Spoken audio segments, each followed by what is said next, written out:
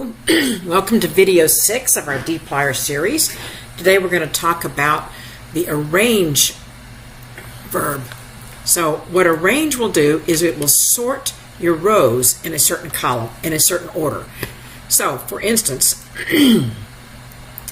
let's look at again in our flights data set, and we will arrange it by departure delay and then by the carrier. So this way, if the delay is a tie between two entries, it'll go in order of the carrier. And then I'll just select, I'll put those things first so you can see how that works. So, see, it's going to take it a minute.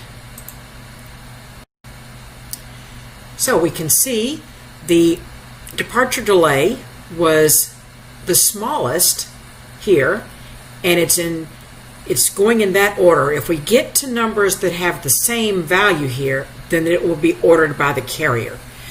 Now, suppose you didn't want to know which flights were the earliest, but you wanted to know which were the latest. In other words, you wanted it to start with the biggest departure delay. So in that case, we will put a descending order. So the default is ascending order, but we can tell it to do descending order. So here's how I do descending order of the departure delay. So now I will get the ones that have the largest departure delay first.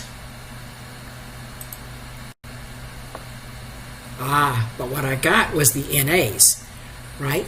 So if I don't want those in, how could I get rid of those? Let's see. Let's think about, maybe we will filter out if they're NA, right? So let's add in an entry here to filter out the NAs. So let's see, I'm going to do that by adding in a filter there, and then I will use my same select where I'm selecting the departure delay first, the arrival delay, the carrier, and everything else. And we can look at the head of that, which is what it will do automatically. It'll just show us the first few. And here we're seeing those guys. Now, if I looked at the tail of all that, let's see. Let's do that. The filter. And let's now look at the tail.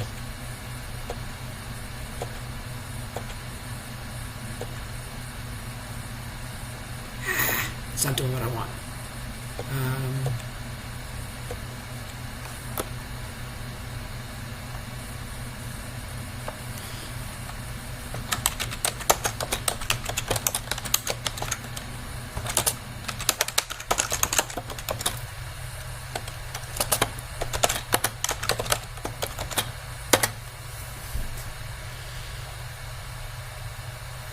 Now if I look at the tail, oh shoot, I just typed something. Let me do it again.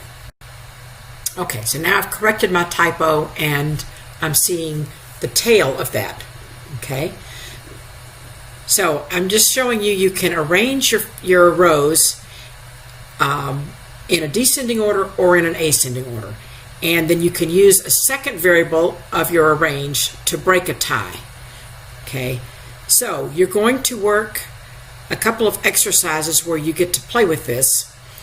So this will be exercise number 8, and there will be 2 different problems for you to play with this on. So when you come back, we will pick up and do distinct and mutate.